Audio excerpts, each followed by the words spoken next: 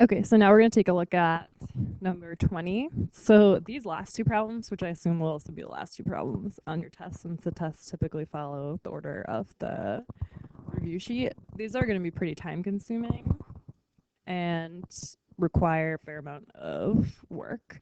Okay, so the question says, write a quadratic function in standard form whose graph passes through the given points. So you do need to know what standard form means, and that just means ax squared plus bx plus c. And for this particular problem, you don't really need to know. I mean, it should be set equal to 0 or equal to y, but you don't need to know that for these problems exactly. Okay. So you have a series of coordinates.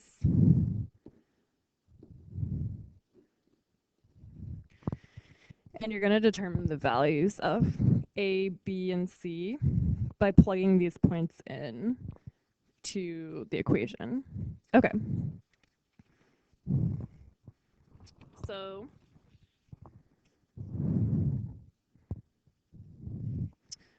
one second, I'm just looking at my notes.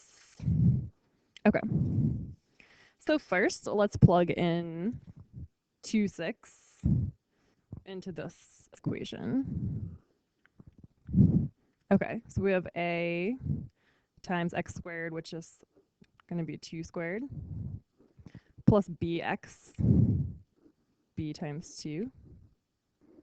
Those parentheses are not really necessary, plus c. Okay, so this is our first equation, plugging in our first point.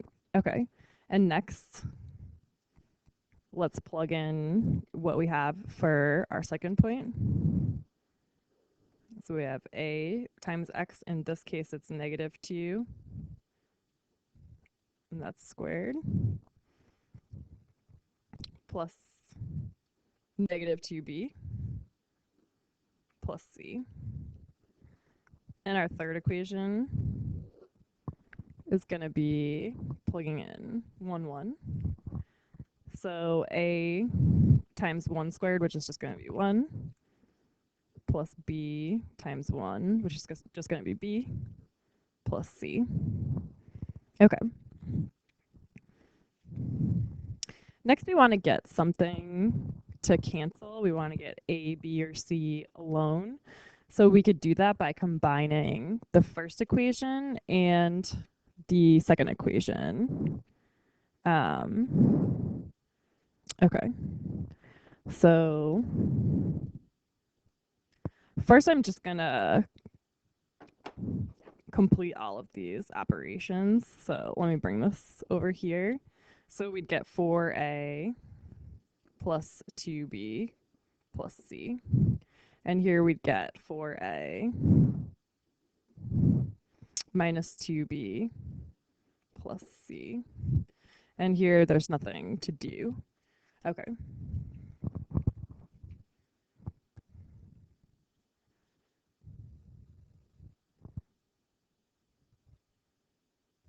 Oh, I'm sorry.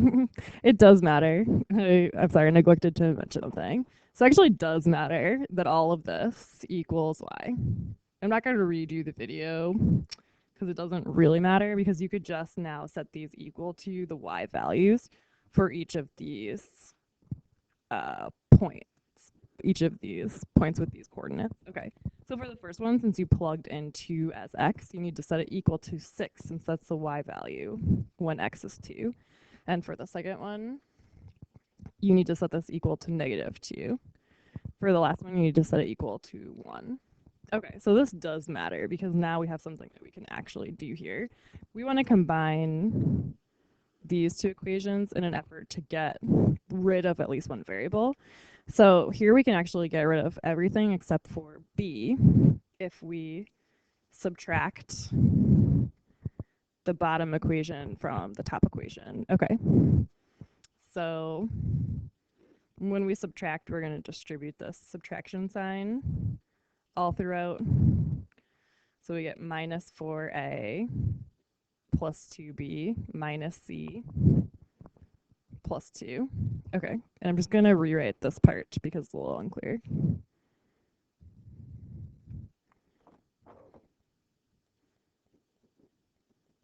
Okay, so then we get 0 plus 4b plus 0 equals 8. So we have 4b equals 8. And divide by 4 on both sides. So b equals 2.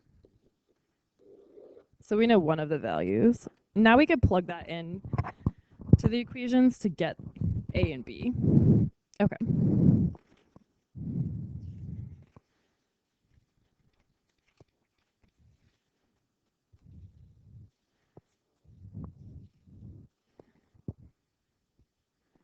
So I'm just going to stop and pick up